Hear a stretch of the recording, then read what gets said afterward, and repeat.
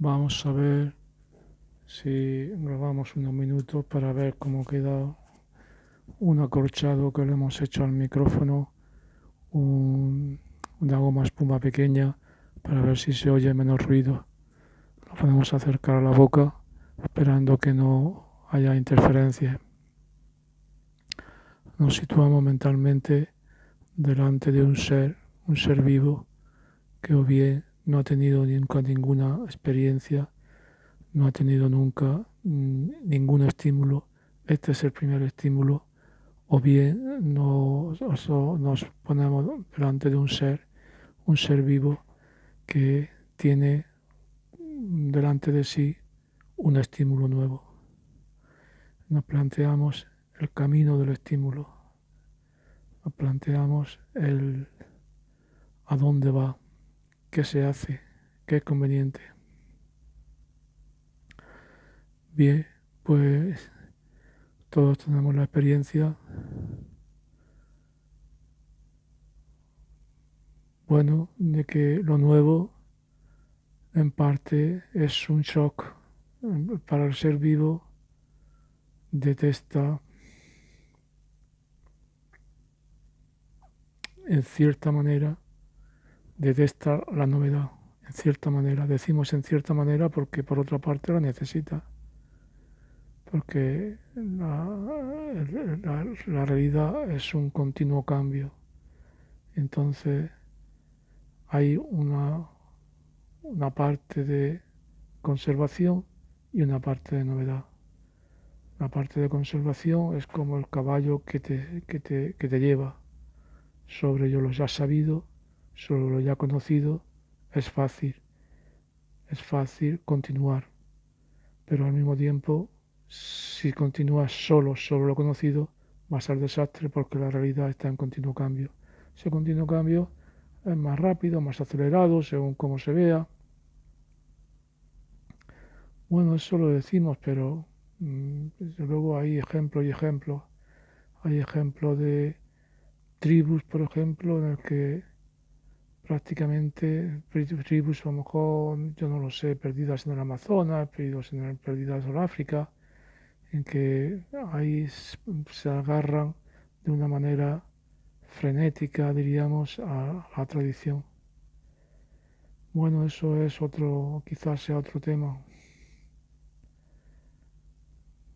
porque cuando hay, eh, cuando hay peligro de perderse en la novedad, la tradición significa lo conocido. Lo conocido es una joya. Nosotros que ahora mismo estamos continuamente embarcándonos en el cambio, pero es en el cambio desde la tradición. Entonces, la tradición no sostiene. Aún así, los cambios son continuos y a veces uno pues no puede asimilarlo. Hay, bien, entonces hay un aspecto que es el aspecto del cambio. Todo cambio, en principio, es bueno, todo cambio, o sea, toda novedad. Quizás hubiera que hacer distinciones, quizás hay matizaciones, pero vemos que hay un amplísimo campo de novedad traumática o shock. ¿Por qué pasa eso? No, una cosa muy sencilla, porque resulta que el cuerpo es de reacción lenta, porque el cuerpo puede reaccionar, digamos, o hay un aspecto, una parte, un componente del cuerpo que es el sistema nervioso, el cerebro, puede reaccionar de manera rápida, pero el cerebro solo no puede llevar a cabo las acciones.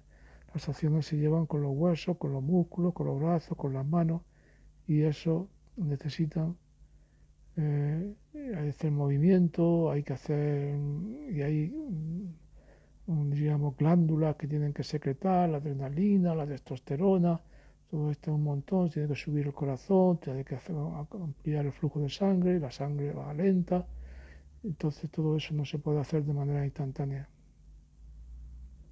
Hay un gasto de energías enorme en la novedad, entonces al cuerpo le interesa todo ser vivo está comprometido con la, diríamos, la anticipación, que es la preparación para la novedad. Bueno, lo que ayer fue novedad, hoy ya no es novedad y por lo tanto yo puedo preverlo, que es el asunto, la prevención. Entonces sería un coste grandísimo y además peligrosísimo, porque si hay, diríamos, novedades que son peligrosas y que pueden costar la vida a un individuo. Entonces hay un animal que puede ser muy peligroso, que te acercas a él y resulta que es pacífico y de pronto se encabrita y te mata o te hiere. Entonces, si no se pudiera hacer, si no se pudiera aprender, entonces habría que repetir una y otra vez, pasar por la misma pérdida. Entonces eso sería costosísimo.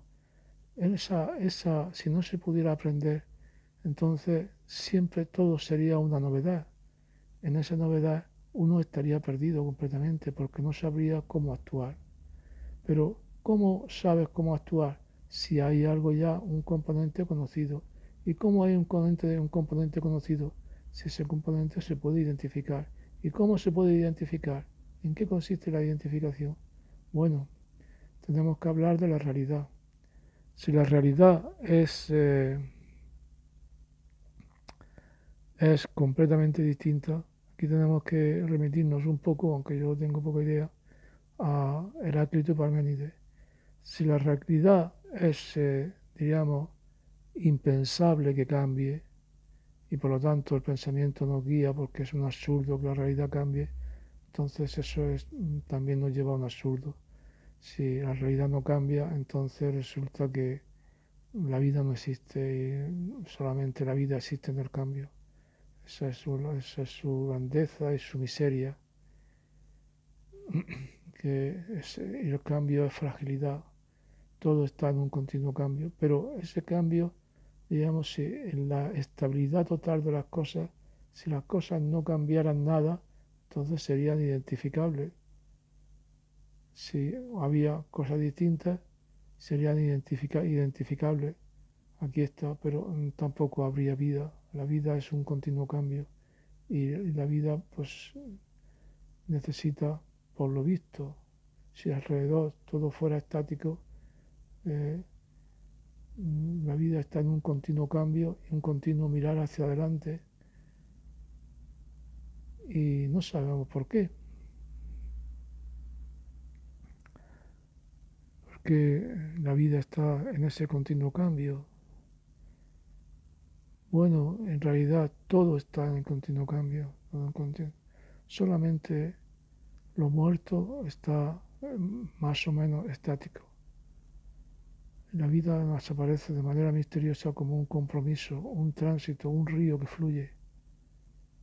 Bien, pero estamos entonces con el tema de la identificación. Tenemos un suceso, algo que ocurre, tenemos un fuego, un león que aparece delante de nosotros. No sabemos lo que es. Entonces nosotros nos acercamos tranquilamente al león. Y el león resulta que cuando abre sus fauces amenazadoras, entonces resulta que hacemos. Bueno, nos quiere comer el león, pero nosotros salimos corriendo. Hemos tenido una acción traumática. Todo se ha puesto rápidamente a funcionar para sobrevivir. Pero ahora resulta, ¿qué pasa? Cuando aparezca otra vez un león, si no hemos aprendido nada, de nuevo, esta vez puede ser incluso con peor mala suerte. Esta vez nos hemos podido escapar, pero puede ser que el próximo león sea mucho peor. Hay que aprender, porque para uno y para todos es un gasto de energía costosísimo. Entonces, hay que aprender. Pero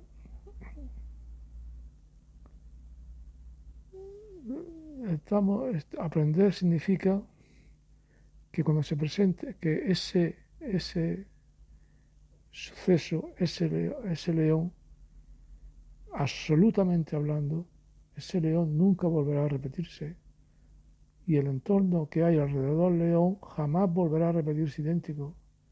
Entonces, tenemos que decir algo acerca de cómo es la realidad para que se pueda aprender.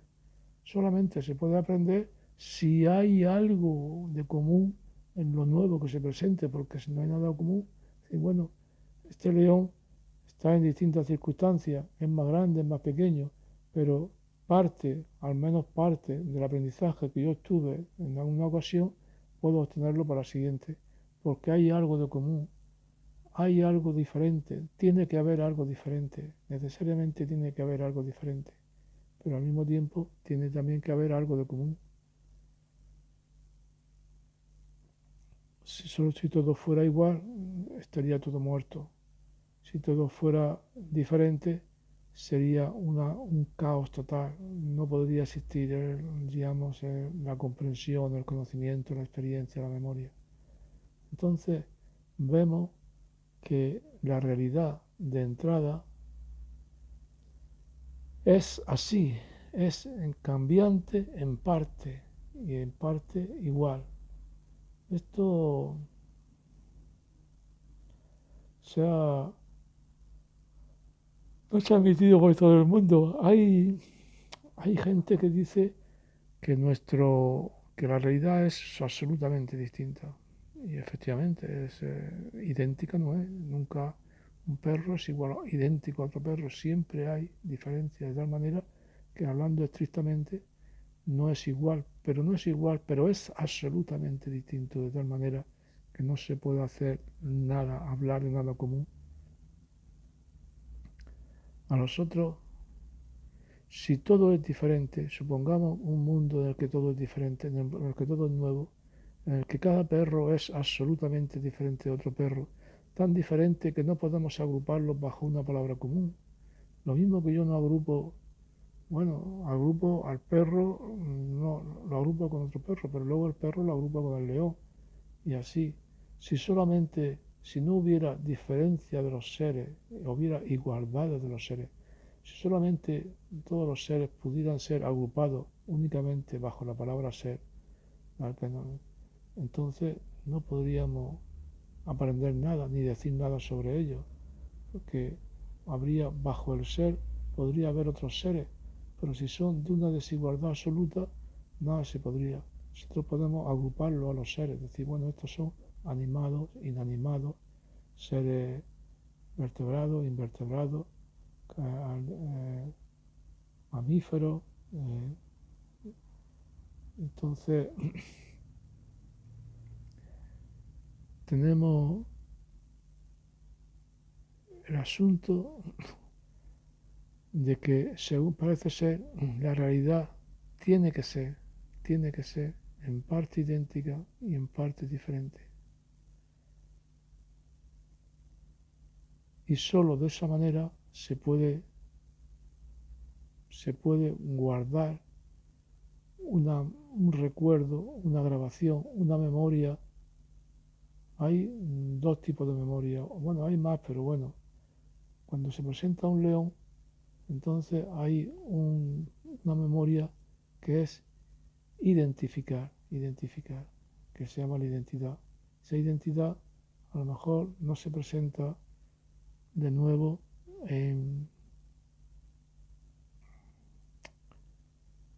o sea que en el lenguaje todavía no se presenta. En muchos animales, pues a lo mejor no existe el lenguaje y no se le dice león o no se le dice con una palabra. Pero hay que identificar, hay que identificar. El otro día yo estaba viendo a un gato mío, una gata que tiene unos gatitos ya crecidos, que ya andan. Entonces la gata le eché un poco de pescado, cogí un pescado y se fue.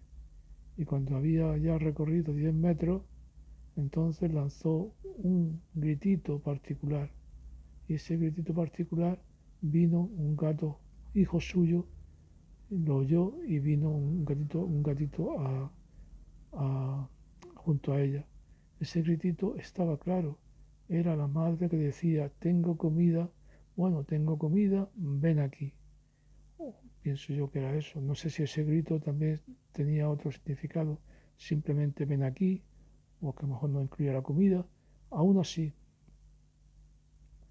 poco importa que una palabra o un grito o un gemido o un gesto. Dicen que nosotros mismos, nuestras palabras a los tiempos más primitivos no eran palabras articuladas con vocales y consonantes, sino que a lo mejor eran más bien como, como gritos guturales, ah, ah, cosas así. Y eso a lo mejor fueron como vemos que hacen los monos, son como grititos. Pero esos grititos, juntamente con el tono, dan un significado. Pero ese significado, al fin y al cabo, es el mismo que el de la palabra, porque necesariamente se tiene que abstraer. Entonces, vemos que nuestro lenguaje no puede hablar de las cosas concretas. ¿Cómo puede ser entonces hablar de lo concreto con palabras que no designan a lo concreto? Solamente se puede hablar de lo concreto por medio de una revuelta de manera indirecta. ¿Qué es eso que está delante de mí? Eso concreto. No te lo puedo decir, eso concreto. Eso es un ejemplar de un grupo más amplio. Eso es un perro. Del conjunto de los perros, eso es uno, un perro. De todos ellos, eso es uno. Y tampoco decimos el perro, eso es uno, un perro. Eso es un gato. ¿Qué es eso? Eso es un gato, eso es un hombre. No podemos, no podemos decir que, qué es eso en particular, solo podemos señalarlo. Y luego podemos añadirle, a lo mejor quizás esa sería la función, a ese particular nombre, a esa particular palabra, añadirle otras palabras que nos van acercando. Eso es un gato negro, un adjetivo, que está de pie, que tiene este tamaño. Aún así, nunca llegamos a lo particular, porque son palabras generales. Un gato negro, pues es hay muchos gatos negros. Gato negro que esté de pie es un gato negro que esté de pie. Gato negro que esté de pie y que tenga pues todos son características generales que se van sumando las características generales. De característica general en característica general nunca se llega a lo particular, siempre te quedas en lo general. Ahora, en la práctica, ¿qué es eso? Eso se mira hacia allá, se mira, se señala con el dedo y entonces se sabe de qué se está hablando, pero y entonces se identifica, pero la identificación no es personal, no es única, no es individual, es general, es genérica. Entonces el lenguaje tiene que ser así, no puede ser de otra manera, porque no puede existir un lenguaje de lo particular. Aunque luego nos relacionamos en la vida cotidiana, nos relacionamos con lo particular, pero solamente podemos relacionarnos con lo particular a través de lo universal. Y la memoria y la memoria y la identidad se hace en base a lo general, teniendo en cuenta que lo general tiene unas características que nos permiten aprender. Eso es un león, porque yo ya he grabado la imagen de león. Entonces, de la imagen de león, cuando yo hago la identidad, yo hago una abstracción. Bueno, yo lo hago, lo hace el cerebro. ¿Y qué lo hace? Pues en base, yo creo que en base a experiencia simplemente. El cerebro no sabe. Yo, si me veo ahora mismo una cosa nueva, no sé lo que es sustancial, lo que es esencial, lo que es accesorio, no lo sé. Pero cuando yo vea dos leones, ya empiezo a distinguir. La palabra esencial es algo se entiende, es decir, poco importa para el caso de lo que nos atañe a nosotros que un león sea un poco más amarillo y otro león sea un poco menos amarillo. Eso podemos tenerlo como poco importante. Para nosotros eso es accidental. Sin embargo, sí importa para nosotros el tamaño, por ejemplo. El tamaño significa la agresividad, significa eh, el miedo, el peligro. Sí importa que sea agresivo o no, que tú mire, que esté cerca o lejos. Todas son características que, bueno, hay unas que son esenciales al propio ser y otras que son, digamos, circunstanciales porque cambian. Y hay unas que no cambian y son, digamos, que su esencia. Esas cosas que no cambian se llaman esenciales, pero no sé yo ahora mismo decir si las cosas esenciales son también arbitrarias y son solamente porque a lo mejor son de una manera fija, importantes para la supervivencia, o se refieren al propio ser de alguna manera, que hay algo que está fijo, pero esto es un problema. Había un libro muy gordo que se llamaba sobre la esencia, y entonces, porque hay una cosa, la esencia es lo general, qué es lo esencial? Bueno, no, pero hay, quizás de una manera teórica se puede plantear, pero también se puede plantear de una manera práctica, y la naturaleza, la evolución, yo creo que lo solucionan de manera práctica, pero nosotros podemos preguntarnos si la solución de manera práctica tiene también algún contenido teórico.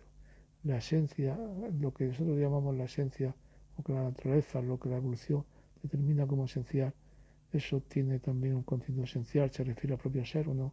Bueno, la cuestión no lo sabemos bien, pero el asunto sí que es interesante, el asunto de que la identidad, que eso que parece una cosa arbitraria, es una cosa curiosísima. No hay ciencia de lo particular. La ciencia siempre es de lo universal. No solo la ciencia, sino la ciencia y, y también el lenguaje y también la memoria. Pero la memoria tiene dos particularidades. Nos interesa el ser, nos interesa la identidad, ese, ese ser nuevo que aparece, yo lo identifico como león. Y al identificarlo como león, yo ya sé algo de él. Ya sé algo de él. Sé que, pues, un león se caracteriza, pues puede ser peligroso, hay que mantener ciertos cuidados y también su comportamiento tiene unas repercusiones y también mi comportamiento, pues, el adecuado es este y tal. Entonces hay unas respuestas que son ya aprendidas de la experiencia, hay una identificación y también una valoración. Pero la identidad es abstracta, la identidad hace abstracción. Para identificar es simplemente abstraer de lo particular y quedarse con lo general. Y entonces resulta que para la experiencia, para la vida, son convenientes las dos cosas. Es conveniente la identidad y es conveniente lo particular. Yo ahora mismo yo ahora mismo identifico al león, identifico al león. El proceso de identificación es un proceso que a lo mejor tiene que ver con una parte del cerebro que tiene un lugar, el lugar donde están las identificaciones, donde están los nombres, donde están las palabras. ¿Eso qué es? Eso es un león. Si eso es un león, ahí ya, eso es una serpiente. Entonces, eso es un tigre. Eso es la identidad. Pero ahora, entonces, ahí asociado es la identidad, pero a la identidad pues puede también asociar unas características generales y también valorativas y de comportamiento, de estímulo, de cómo con el león se comporta y de respuesta, pero son generales. Pero hay también un aprendizaje posible del ejemplo concreto, lo que nosotros llamamos la experiencia. Yo ahora me he enfrentado con un león, entonces era una experiencia concreta. Ha sido un león que tenía estas características, que estaba en estas circunstancias, y yo también estaba en estas circunstancias, con este estado de ánimo, no había desayunado, si había desayunado, estaba un poco dormido, venía con mis amigos, era la mañana, era lluviosa. Todo ese conjunto interesa. De ahí, de ese conjunto, se puede sacar, diríamos, una enseñanza que no es una enseñanza teórica, sino es una enseñanza vital, por decirlo así, una enseñanza que se inserta en nosotros en su conjunto, nos transforma nuestras emociones, por eso es una experiencia, porque engloba multitud de conexiones, es conocimiento, pero son sentimientos, es una totalidad. Esa totalidad se pueden sacar conclusiones, que no son conclusiones así tampoco a veces nombrables. No, mi experiencia con la gente, pues sacas conclusiones, pero puedes decir algo, pero el decir algo a veces las palabras no están a la altura de la experiencia rebasa. Bueno, pues eso lo dejamos aquí a ver cómo ha resultado la grabación.